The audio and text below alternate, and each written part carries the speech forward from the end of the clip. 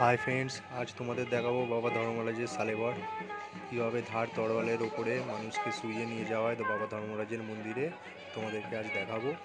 তোমরা ভিডিওটা দেখতে থাকো, যদি ভালো লাগে তাহলে একটা লাইক করে দিও।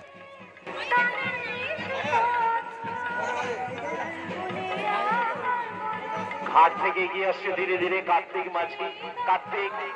মাঝি। তারটা শালটাকে দেখবেন সাজানো হয়েছে লোকনাথ বাবার মন্দির একটা অনুকরণ করে, সেটা মন্দির প্রাঙ্গণে এগিয়ে আসছে। আপনারা দেখবেন আদি যোগী সাজিয়েছে তার শালটিকে মনের মতো করে।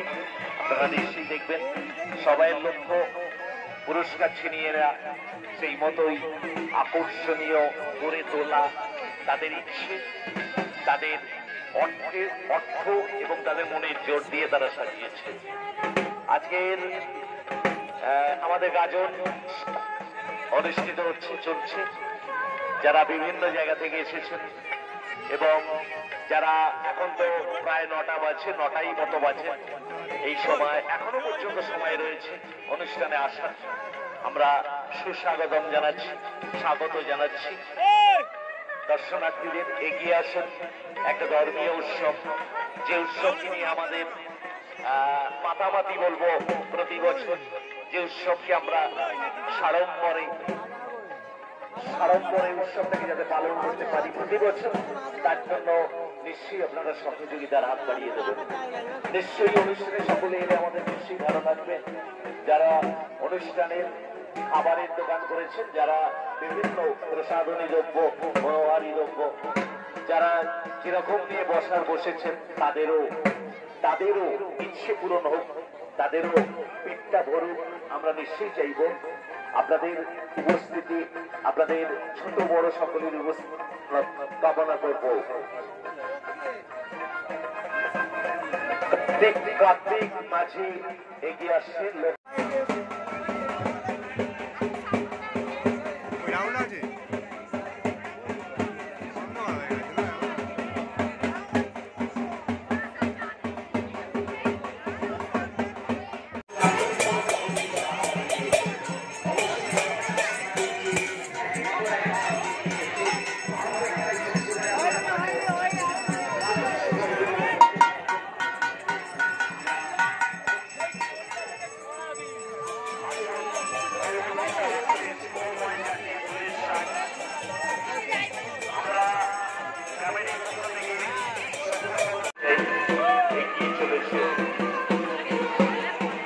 পরবর্তী সালে এগিয়ে আসছে রঘুনাথ ভান্ডার, অনুকরণ করেছে রাম মন্দির, সালটাকে সাজিয়েছে রাম মন্দির।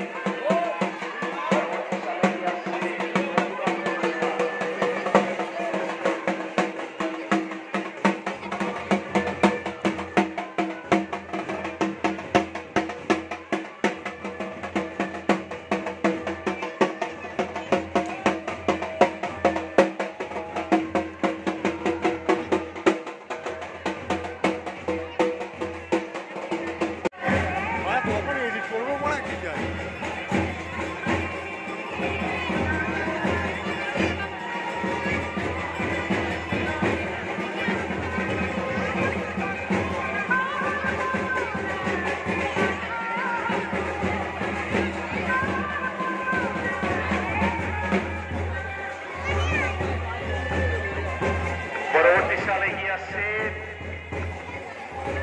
রঘুনাথ ভান্ডার, রাম মন্দির। তার দৃষ্টিভঙ্গি, তার চিন্তা ভাবনা, তার ইচ্ছে, তার মনের ইচ্ছে বলবো, তার মনস্কামনা পূর্ণের জন্য তার মন থেকে সাজিয়েছে তার মনের মতো ইচ্ছার পরিপূর্ণতা বলবো রাম মন্দির। এখন কথা হলো 47 সাল